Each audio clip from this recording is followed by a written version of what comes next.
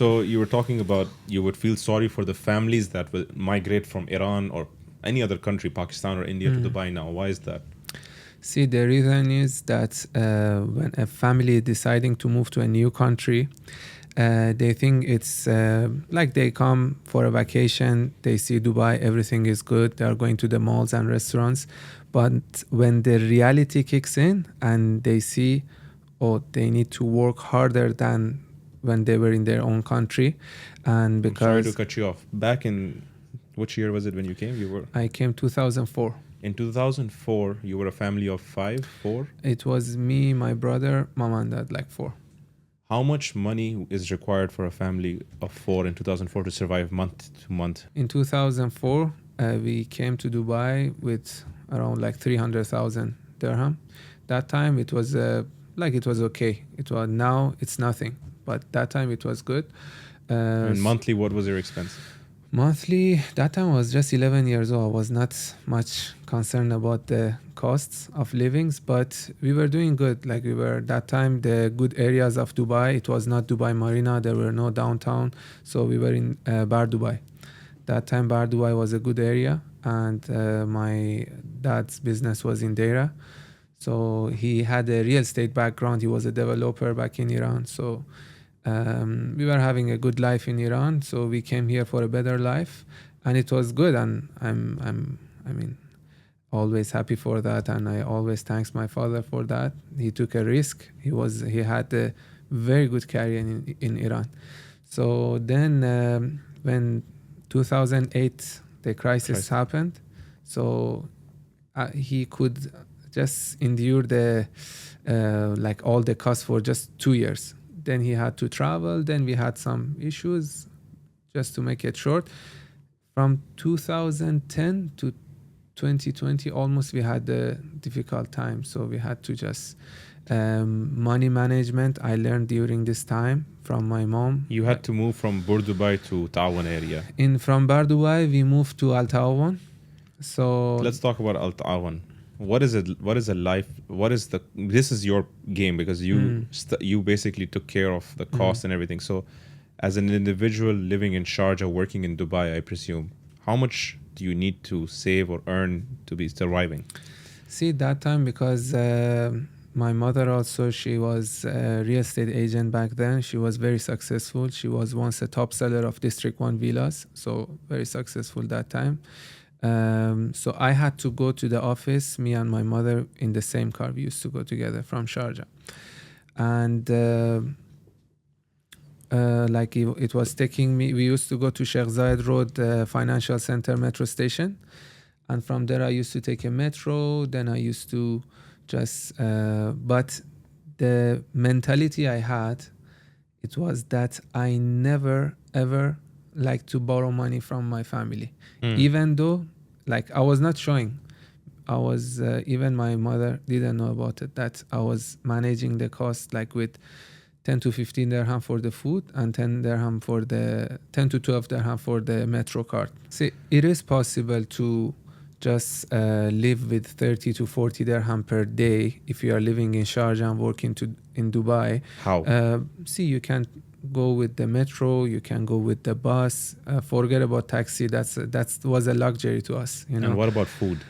Food that time when my office was, I was working with one of the companies in Dubai Marina. So it was 7-Eleven back then. So we used to pay 10 dirham, get 2 nuggets, and 5 dirham, get 2 hash brown. So that was the food every day. So I knew that's temporary. So I was never ever feeling like, oh, I'm whether I'm broke. But people complain like, no, that's not enough food for you. Like, we need to go order from some fast food for 30, 40 dirhams for one meal. You're talking about surviving with 40 dirhams with transport and food. Yes. See, honestly, in life, I learned that everything should have a zero. Yes, my zero that time was 2 hash brown, 2 nuggets. Okay. Then until now, which there's no limits, I can afford anything for myself and my family. Same thing as for transportation. So my zero was, I used to walk as well in some points.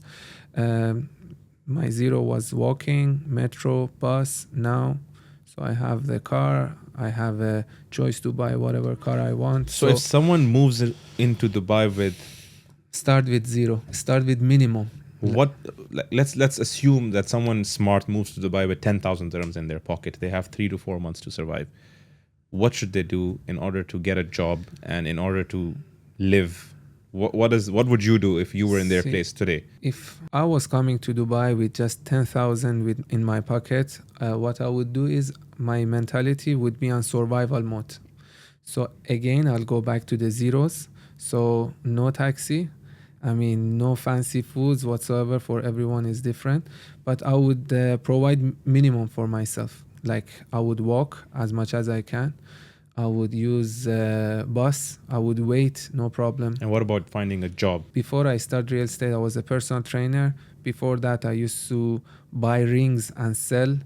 I used to do promotion for 300 dirham per day. Once I went and asked them, can you hire me? They said, what's your passport? They said, no, we are not hiring. So that's the true story. I mean, when the ship is sinking or it's drowning, you need to just get someone's hand. Doesn't matter. I'm not saying I did it, but if I had to wash a car, I would do it. You know, there's no if shame. God forbid something happen again that I have to, there is no shame. You know, all work is respectful. Yeah, you have to respect like everyone, and you see like when the real wealthy people, they respect everyone. You know, like when they see a car wash waiter, talabat drivers or whatever, they respect everyone. You know why? Because they are working. So working itself is a point. So I say to my team members in the office, the day you come to office, you are already 1-0 ahead. Let's take it as a football example. Like you scored, you come to office 1-0.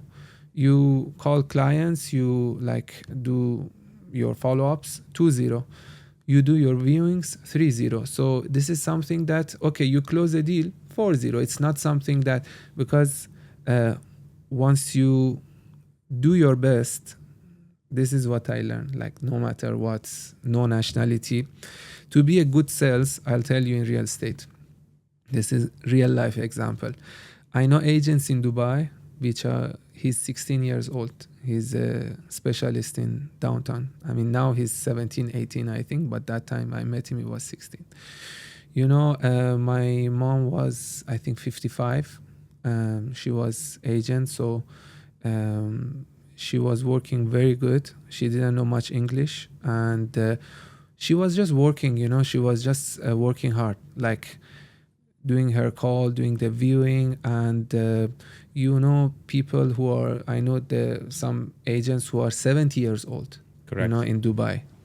I know, you know, there are many, because I hear this, that only certain characters in Dubai can be successful in real estate. I don't know, you want to be a handsome or good looking model or whatever. No, that's not the case. The most important thing, I think, is the knowledge. Number one, you know, it doesn't matter you are short, which passport you hold. If you are short, tall, if you are girl, if you are boy, if you are young.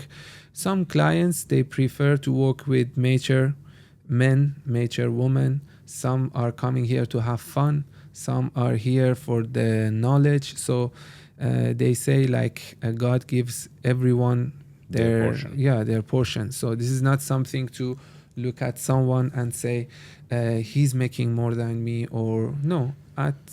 Trust me, like that's something which is equally will be provided to anyone. Is there a minimum or maximum age requirement or limit in Dubai when it comes to working in the real estate market? See, for sure, you have to be more than 18 legally to work. And are you allowed to continue working if you cross the age of 80 or 75? See, you can do it as long as you have a valid visa and your company can provide that. But the thing is that what I like about real estate is, first of all, there's not much barrier in it that you can enter easily, which unfortunately... It also becomes a problem. Yes, it also becomes a problem because there are some people who are like misusing this opportunity. They are not using it, because if you are in real estate, which in my opinion is the best job in the world, this is my opinion. You can just, I mean, anybody have their own opinion, because one thing is there is no limit. You know, you can earn 10,000, you can earn 5 million per month. This is no limit, even more. I mean, that's not something that you have a limit. So that I was looking. I was in the personal training before I joined real estate. So the maximum I saw, it was like, it's good, but I don't want not that. enough. Yeah, I want more. I want to ask you one particular question, and you can pinpoint any specific topic on it. What's the most common scam that you see happening around you amongst brokers in the real estate market, and investors are falling for it and nobody's talking about it? See, I feel it's over-promising, and how exactly are they over-promising? Over-promising, see, like, let's talk of an example of a project that recently launched. So what are they over-promising on it? They are over-promising the numbers which they are going to, for the clients, that, okay, yes, you are going to achieve that number, but in the long term. Let's say you try to scam me right now. How would you do it? What is the See, like? I want to invest in this one-bedroom apartment in I'll tell you the Dubai. reality, how it is. Then I will tell you how I'm gonna scam you. Okay, so let's go. It was a property that we sold in 2014. It's a 4-bedroom villa in District 1, 14 million. Okay. When Corona happened, the price dropped to 7 to 8 million. So the owner was really scared, and he said, "Oh, I want to sell it. I'm receiving the offer of 8." So I told him, "See, this is temporary. I suggest you to keep it, because I know you don't need money." So I tried to convince him to keep the villa. So he kept it. Today, his villa worth 24 million. You know, so this is very short example to give you how real estate works. So you buy in peak market, you have to be more patient, because you might expect a downfall. Okay. Correct. There is always a downfall. Yeah. Again, it will pick up, you know, so, but if you bought it in Corona time, so that's much better, but not everybody has that courage to buy. Or the liquid cash. Yeah, liquid cash to buy. So I can assure you, like 90%, I will never say 100, because I don't want to say one by one in my mind. Majority of my client made money in Corona, whoever bought in Corona. Actually, the most amount of money I made, it was in Corona, because I knew the history of the units, how much the owner bought those units, and I just picked the phone, spoke to my client. I said, "I know you have cash. Let's do it." Did you have any investors, yours or any friends of your brokers, that held these units like 14 million, dropped to 7 million, and they let it go in Corona because of this stress deal, and now they suffered? Yes. Give me an example. Actually, during the Corona, one of my colleagues, they had a 5-bedroom. The value was 17 million OP, original price. In Corona, it dropped to 10 to 12. Okay, that was depending on the location. So he sold it for 9.8. What? Yeah, 9.8. And the value of 5-bedroom type A contemporary today is approximately 27 to 28 million. So what does this guy think now? Like, is he... See, definitely, like, nobody is blaming themselves. They are blaming whether the market or Dubai, you know.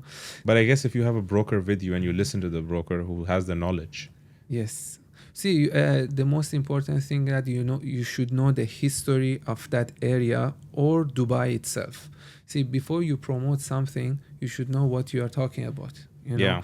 If you are promoting Dubai, we are all ambassadors of Dubai. Like, okay, we are promoting, but when a client asks us something and we cannot answer them, I rather not to talk about this. Like, talk about Dubai or this area or do this, do that.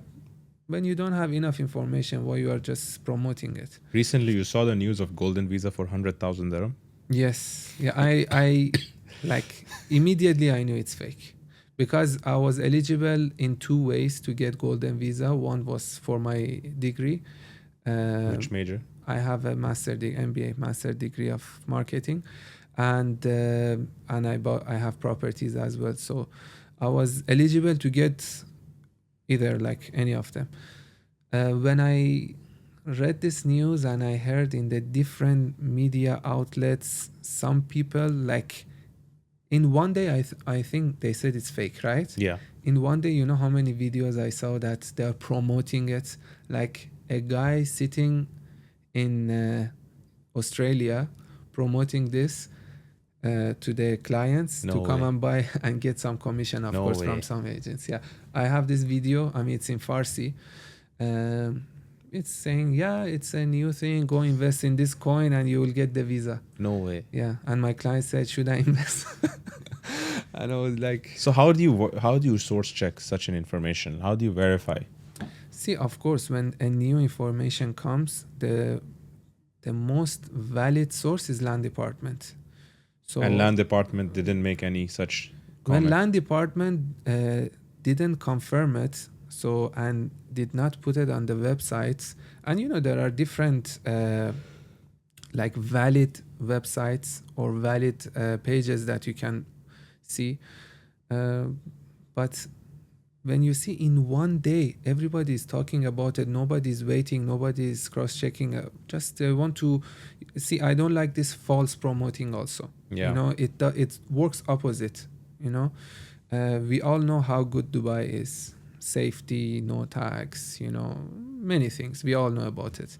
But when you're promoting and comparing it, for example, to London, Yes. comparing it to New York, comparing it to Hong Kong, in my opinion, you shouldn't compare, because those are major markets. We are a young, developing 70-year-old. country. Yeah, I mean, it's something that you shouldn't compare, because we are, for comparing it to ourselves, we are doing amazing. Yeah. We're way ahead of them. in Yeah, that. why do we need to compare it with London? London is like, those are great cities, you know, like New York, London, Hong Kong, those are great, and we are great. Like, why should we say they are bad, we are good, you know? Yeah. So we need to compare with it last year, with the last 5 years. You know, the good thing about Dubai now, you have D33 plan, you have D4. What is this D33 plan? D33 plan or D40, let's say, these are the agendas, the plan that Dubai is releasing, that which direction we want to go, where we want to invest for the GDP we want to. These are the targets. Like you have personal targets KPIs. for you. Yeah, personal target for you and your company. Let's say currently we have 100 clients. We want to reach to 200. These are our sales values. We want to do double. So basically this kind of things. And one of the things which I like is Dubai is giving you the cheat codes. Like these are the areas that it's going to grow. Like, Give me an example. Stamping. Dubai is stamping on it. Expo, you for know? example. See, Expo is one of it, but Silicon Oasis, they Really? say it will be like a Silicon Valley. So just imagine how much new businesses will be there in the technology field, and they all need properties. Correct. So currently there are very like few good developments there. But now, for example, Ellington started to build. Oh, really? Yeah. So when these kind of developers are entering into a market, Imar is not there. Benghazi is there a lot. yes, Benghazi used to be there, Yeah, and they are they're- there also. Yeah. yeah. So these kind of areas, for example, downtown, of course, always been good and will remain good. JBR Marina will be the tourist hub. So there are dividing Dubai and putting tourism hub, financial hub will be DIFC, for example.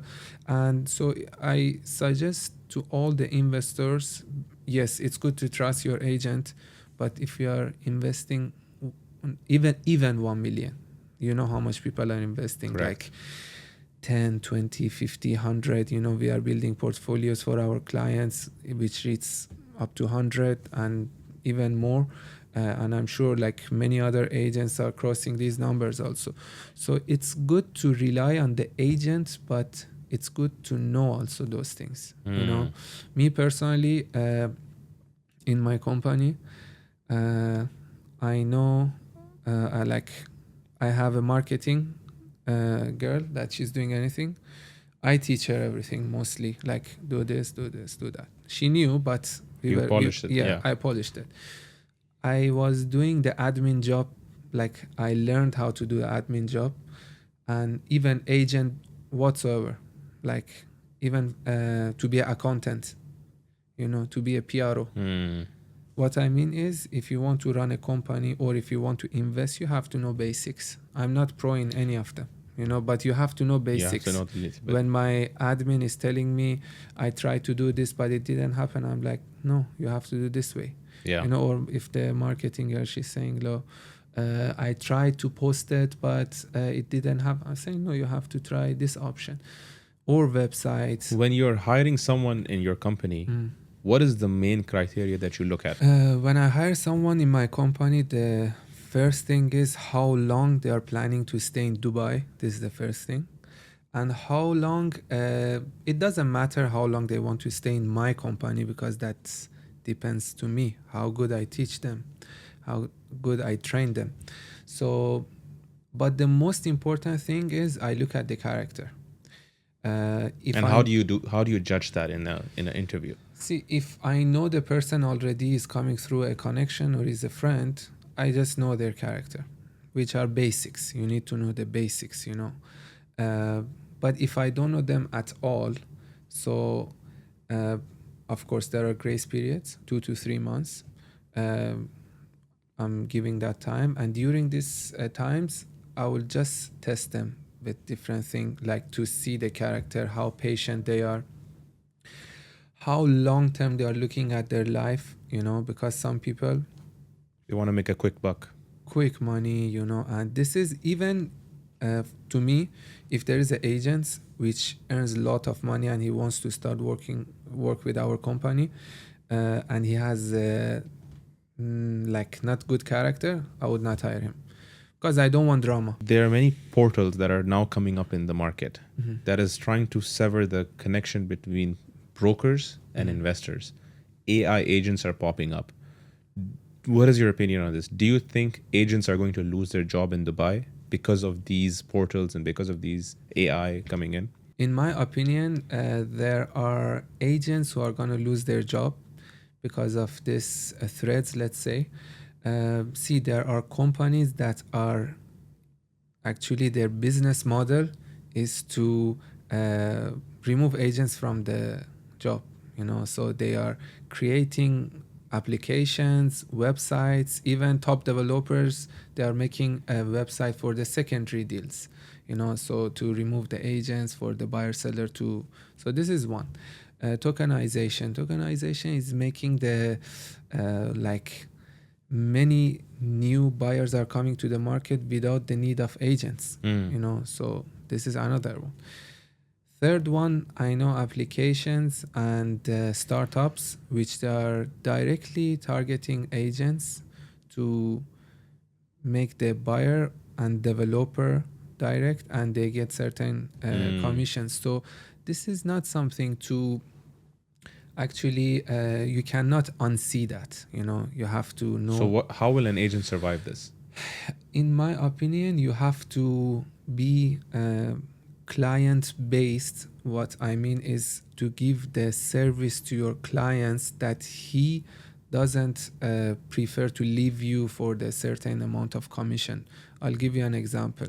Recently, we had a case that a property was listed through us, but an agent through a database came to our client, made the offer, and client accepted it. It was higher offer actually than what he expected. So the seller called me and he said, I want you to be involved in it for the safety of the deal. For example, if you are buying a watch, what's the priority? You want it to be original. Right? When you are going to the market and buy a gold, the first thing is make sure it's something real. Yeah. So even some people, which I give credit to them, and because yes, and actually he gave us the full commission above the commission, like more than the commission he gave it to the other agents. Like he gave them certain percentage and he give us the same. So it's all about You are the credibility stamp for your client. Yes, because if he see I'm with him during the deal and I manage to go through everything from the contract to NOC to like transfer, so he's like comfortable to be in this position. Some clients are no, but I mean I give Yeah. respect to all the clients. I mean I don't mean that's the right way or wrong way, but this is the style that I always followed, that I'm client based and I put time for my clients. This might be a cliche, but this Yeah. A to Z thing, it's real to me. Correct.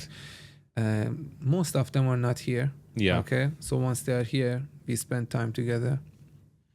Even if they want to, like have a legal questions, I manage to Solve it for them. If they want to some interior designer for their house, even if it's not related to real estate, until a certain extent, I'm going to help them. So that's the basically the relationship between like me You and and the the client, which made money for me during these years. Now, you said earlier that a lot of your clients who held on to their properties during COVID time made shit ton of money by just holding on to it in the last 5 years. And you, including yourself, made a lot of money during this COVID Yeah. time. So now Fahad comes into the market, or any new investor comes into the market. Is it too late for them to invest? Is it too late to invest in Dubai now because the money making phase of COVID is gone? See, it's never late to invest in Dubai or property anywhere in the. I'm just saying general. See, when you are planning to invest your money, it means you already made some money and you want to Grow the money. Grow the money. Make or money for you. You have few priorities when you made 1 million, 2 million, or whatsoever. The first priority is to keep the value. Yes. If this 1 million was 200, I suggest you to buy a gold. But if it's 1 to 2 million, it's how will you store that gold? I mean, where you want to store it? The safety issue comes yes. in. So I suggest everyone knows about it. The first thing comes to their mind is they buy a property.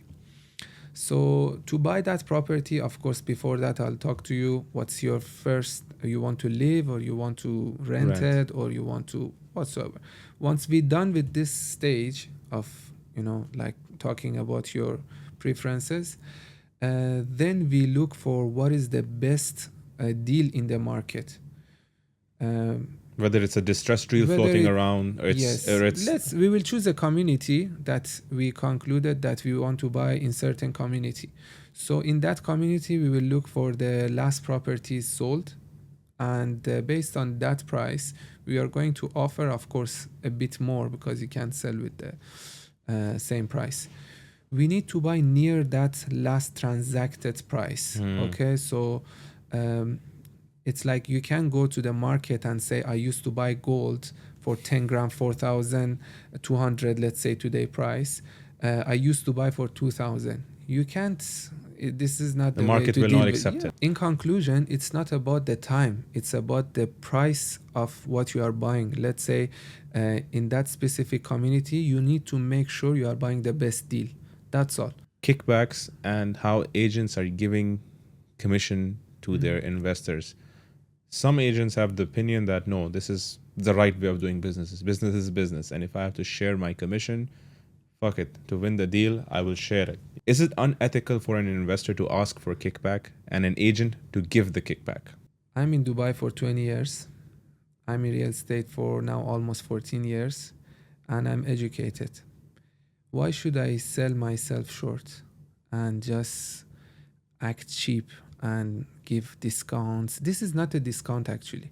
If the developer or if the owner of that specific property in the secondary market gives you discount, that's a discount. If the developer gives you discount, that's the discount. Why should I share the money which I worked hard for it and give you that amount just for you to close that deal with me? This is, I don't understand. I never done it and I'm totally against it. Like I had loose clients actually, but now I have the right clients. See, Dubai to me is like a rich father that in the difficult times, it won't give you money. It means, for example, you lost your job or you're looking for a job. The things which always made me feel good was that I'm in a right place. The time when I felt that I worked hard, now Dubai is paying me back. It was the time that in the corona, I knew that everyone was having hard times. Like I was not even in Dubai. But when I called the clients and I told them like, this is the best time to buy, trust me. And Dubai didn't let me and my clients down. So that from after Corona, my life has been changed a lot. If a broker makes $1 million in commission, does he have to pay tax? No, he doesn't have to pay tax if he's a broker. But I mean, and can a broker make $1 million? Of course, he can make. I mean, Yeah. if he's experienced enough, definitely. The experienced agent in Dubai making a lot. Let's talk about that a little bit. On average, what is an experienced broker and a non-experienced broker making? Experienced agents in Dubai are making more than 500,000 per month, and the beginners should aim minus 50,000. Like, So you're telling me that an experienced agent is making $500,000 per month? Yes. Not per annum. Not per annum. Yeah. The agents who are making this much, they are not human anymore. They've gone through so much hardship, you know, their skin is so like crocodile, you know, because you are going through so much difficulties and, you know, like. And how many years is an experienced agent considered? See, everything is going fast in this era, you know, like everything. It took me, like now I'm 14 years in the market. If I had today, if I had a good mentor, which I didn't have, if you have a good mentor and if you do the ABC that the mentor tells you, I think 5 years is enough to be a real experienced agent. At least you should see one cycle. See, there are many agents that they sell an off plan. It will be ready in 4 to 5 years. During these 4 to 5 years, they will go out of market, you know. So I've seen almost 2 to 3 cycle, you know. So once you sell an off plan, it will take 4 to 5 years to be ready. That time your work is starting because you need to whether do the snagging, sell it, rent it, you know, then your work the real work starts then. As a first-time agent, is it better to focus on off-plan or ready-made? As a new agent, you should have the saving of 6 months to 1 year of your, life expense, monthly life expense. Which in Dubai is how much? For Depends. See, I used to live me and my brother together for 1,500 per month, you know. So even 1,250 sometimes, even 1,000. So that's why you have to do the money management for the first 3 years to 5 years. You should be a master of accounting. Trust me, if you want to be. I've seen many agents that they made a lot of money. I can't say that I made money like them, but trust me, my money management was much better than them.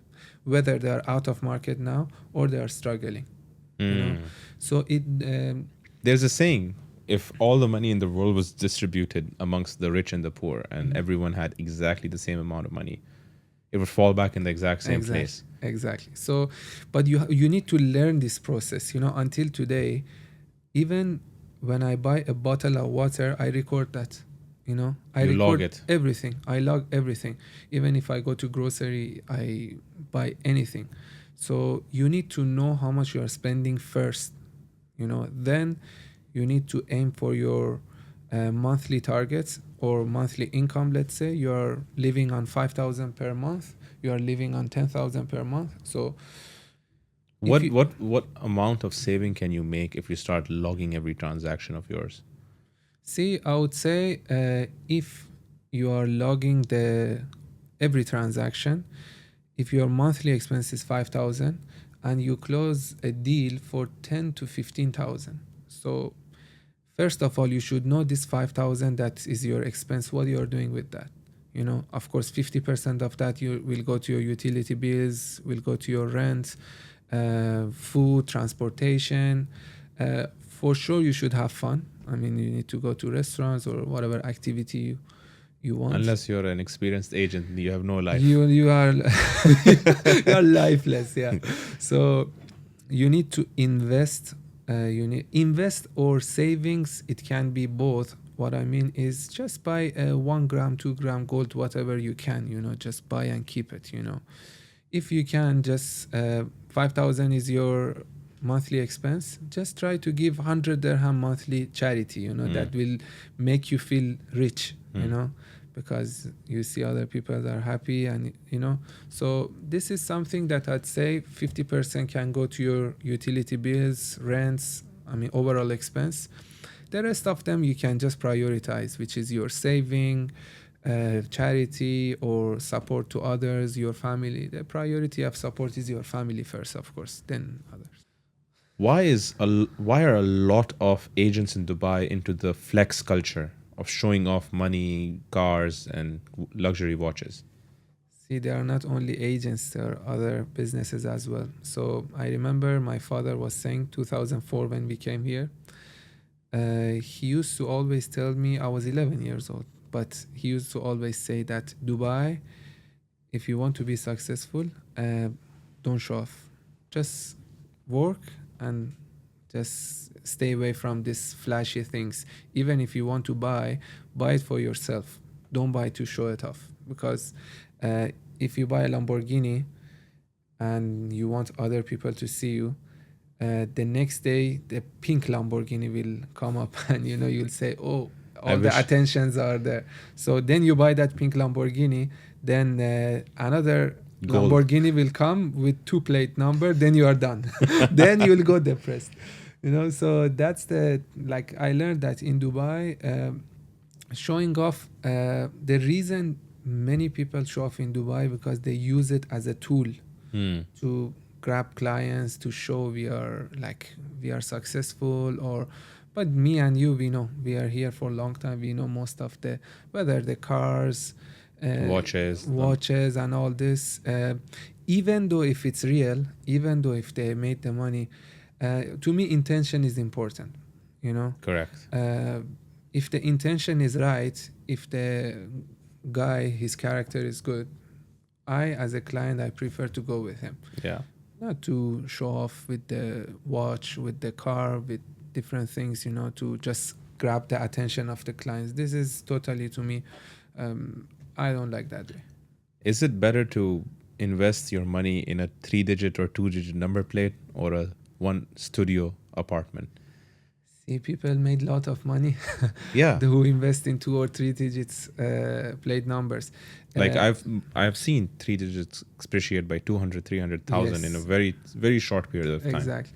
See, the people I know, actually, I have friends and clients who own a 2-digit plate number, but they have 10 to 20 properties already, So they have a good backbone, So you have 10 to 20 properties.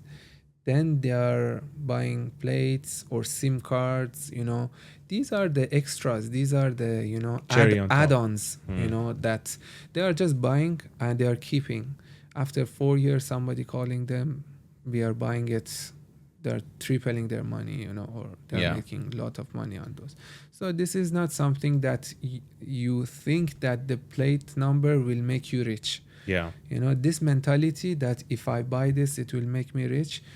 Property won't do that in the short term. Plate number won't do that. SIM cards, stocks, gold, nothing will make you rich in the short term. So this is always I say to a client, if you want to make money, your mentality should be long term. If you want to do flipping, first of all, today's market is not flipping for flippers. So you have to talk to them, give them example, educate them. If they want to invest, they will invest. If not, they'll go somewhere else, and you need to work with your money. If you want to make that much money fast, I don't know. I'm here Dubai for 20 years. I don't know a business that makes you millionaire within a month, but people think that's possible in Dubai. For the everyday man, the blue collar, the white collar people who are, let's speak hypothetically. Is it possible for someone who's delivering food on a motorcycle to go from earning 5,000 dirhams to owning a property in Dubai over the course of, let's say, 5 or 10 years? See, I would say yes.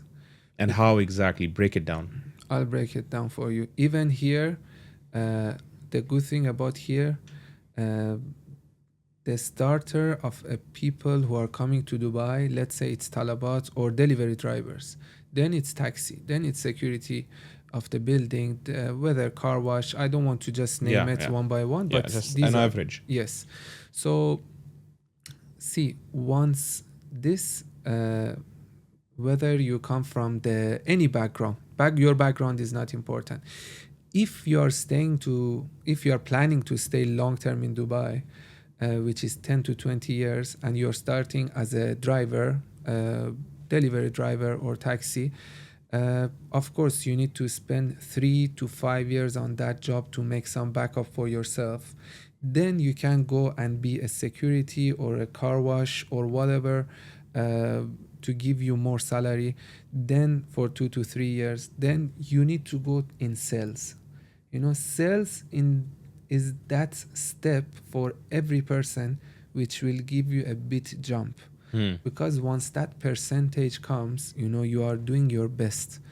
The same amount of hard work you're putting in a stable Yes, salary job, in a sales job, can give you exponential returns. exactly. But sales job doesn't matter if it's in electronics, cars, watch, or whatever. Uh, you need to have some backup, Hmm. because usually the salaries are lower and And the commission. commission is whether higher or there is a commission. So for sure it's possible, But but they in have the to long take the term. risk. First of all, the most important thing, are you planning to stay in Dubai? If it's yes, for 10 years, 20 years, do the money management. Even doesn't matter if you are starting. The start point, to me, I'd say it's not important. It's where you Because will end up. yes, you need to know what you are doing. You need to know what you want, and you need to know where you are going. For example, now I type in Google Map Abu Dhabi, it will give me 3 options. It will give me the car option, bus option, and walking. Let's say these hardworking people are walking, but you see they are reaching. Correct. They will reach in 7 hours, which is longer time. Let's say some other people are going with cars, they are reaching in 2 to 3 hours, let's say. So the most important thing, I would say, yes, it's possible. So you will It's very reach to Abu Dhabi. Yeah. How can you identify when you are scrolling on Dubizzle or these portals that this deal is fake or it's a fake listing? First of all, the number. If the number doesn't make sense, Number of the unit. no, the price which the agent put there. Okay. And if as an agent, if I call and they say we are not working with agent, this is I don't understand. See, one thing which is obvious that it's a scam, whether in any portal in Dubai, it's that the price is way lower than other properties. Let's say if it's the base of that area is 5 million and the next listing is 6 million. So that 5 million, the agent who put that 5 million, for sure, he just put it to get client out of it. And you need to look at the date also. It might be for 3 months back. But what if it's a distressed deal? If it's a distress deal, trust me, it will get sold in a week, less than a week. A distress deal will not remain in Dubai if it's a good property. So price is the factor to identify. Price is a factor, yes, and for sure you need to call. You need to call and talk to the agent, ask some direct questions, like when immediately you ask, first of all, is it available? When can I view it? If you say no, at the moment you cannot view it, it takes some time to arrange the viewing and all, you need to be a little suspicious. Why? Because he will take you to the appointment, but to the other property. Just to inform you, this property has been sold, he will show you other property. So this is something which is very common, and it creates problem for other hardworking agents, because once they find out the good deal and the client just comes and tell them, oh, I saw lower price in the portal. So they are like, no, I'm sure it's not available. but this will delay the deal. Correct. Yeah, this act will delay the deal. So this is not good for we agents should understand each other. You know, at the end of the day, we are in one industry. We need to, I mean, a bit have a empathy for ourselves. Community should be there. Community should be there, exactly. Earlier, in one of the points, you spoke about how you hate or you dislike people who brag about the fact that they've dropped out of college. And why is that? What is your thing against that? See, I really disagree with the people who say I drop off college and they want to promote this. So dropping out from a college doesn't sound like a success, you know, it's a failure. Correct. But if you turn this failure to a success, you did a right job. You did a good thing. But you don't have to promote it. You did it. Maybe someone else can't. You know, they are dropping out and they'll go to parties. They are just spending their time and they'll get distracted with their life. But at least when they continue with the education, you know, they have a goal to achieve. They have to, for example, in university, I don't remember anything from the university. It was useless. I wasted my time. No, you will learn how to talk to your classmates. You will learn how to make assignments. You will learn how to go and present in front of 50 people, 100 people, you know. You don't accept things easily, you know. Like when someone tells you something, even a professor used to tell me something and I was like, I don't agree with this. Can you explain more? So the critical thinking will be there. You know, these people, see, I'm not against the people, okay? But I'm against this idea that you don't need to study, you need to drop out from college. No. If you are a real man or real woman, whatever, study and work at the same time. You know, this is something that I can brag about. That study and work at the same time. It's very hard. It will yes, you will not have time to go to party. You will not have time to go to clubs with the friends, whether you have to be busy with your work or you have to be busy with the assignments. I used to travel. My work was in Dubai. My home was in Sharjah. My university was in Ajman. Every day I used to travel this. The time which I got my master degree, it took me 10 years to get my bachelor and master. Why? Because I used to take three subjects to work and study at the same time. So that's the thing I'm saying. It's possible. It's harder. It takes more time. But trust me, now anywhere you want to travel, any company you want to go, they will hire you. You know, you are having respect. Correct. Just tell me it's wrong that if you are educated, it's a bad thing. I don't get it. You have to question everything. Yeah. I mean, the critical thinking should be there. It's a subject in university that, you know, not everything you have to remember, but it will go to your subconscious, you know. As a kids, you know, we didn't learn everything. I don't remember what my parents used to tell me. But I'm using it now. Of course. Because it's in habit. My subconscious, you know. Discipline. So, yeah, you don't need to remember everything, but it will stay with you. So that's why, I mean, it's something that, again, it's a personal idea of mine.